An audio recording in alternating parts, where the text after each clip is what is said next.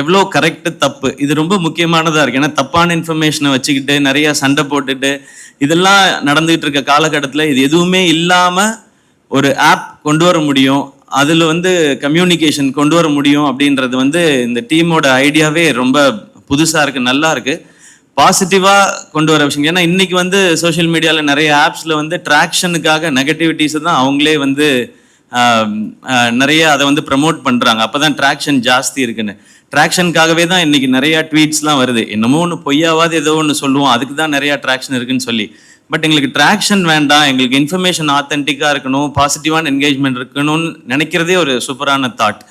இது எல்லாரும் இதை பயன்படுத்துகிற மாதிரியான ரொம்ப யூசர் ஃப்ரெண்ட்லியாகவும் இருக்குது அப்படின்றது தான் இவங்க சொன்னது. ஸோ நான் லுக்கிங் ஃபார்வர்ட், ஏன்னா இது எப்படி இந்த பாசிட்டிவான என்விரான்மெண்ட்டை கொண்டு வர போகுது அப்படின்னு சொல்லி. ஏன்னா அந்த மாதிரி ஒரு பாசிட்டிவான என்விரான்மெண்ட் கொண்டு வந்துருச்சுன்னா நான் திரும்ப முன்னாடிலாம் எப்படி ஆரம்ப காலகட்டத்தில் இருந்தனோ அந்த மாதிரி திரும்ப இதுக்குள்ளே வரலாம். ஏன்னா எல்லாரோடையும் நல்லா சகஜமாக பேசிட்டு ஜாலியாக பேசிட்டு அவங்க என்ன தாட் சொல்கிறாங்க, அதுக்கு என்ன மாதிரியான ஃபீட்பேக்ஸ் நம்ம இதுலேருந்து எடுத்துக்கலாம், நம்ம என்ன அவங்களுக்கு சொல்லலாம் அப்படின்றது. அண்ட் ஒரு பர்டிகுலர் குரூப் அதில் இருக்க எல்லாருக்கும் என்ன மைண்டில் அவங்களுக்கு பிடிக்குதோ அதை பற்றி மட்டுமே பேசுறதுக்கான ஒரு இடம். இப்போது பேட்மிண்டன் மட்டும்தான் எனக்கு பிடிக்கும், அதை பற்றி எனக்கு எல்லாமே தெரியும்னா அது இன்ட்ரெஸ்ட் இருக்கவங்க மட்டும் ஒரு இடத்துல இருக்காங்கனாலே அது எனக்கு தெரிஞ்சு ஒரு சூப்பரான அட்மாஸ்பியராக இருக்கும்னு நினைக்கிறேன்.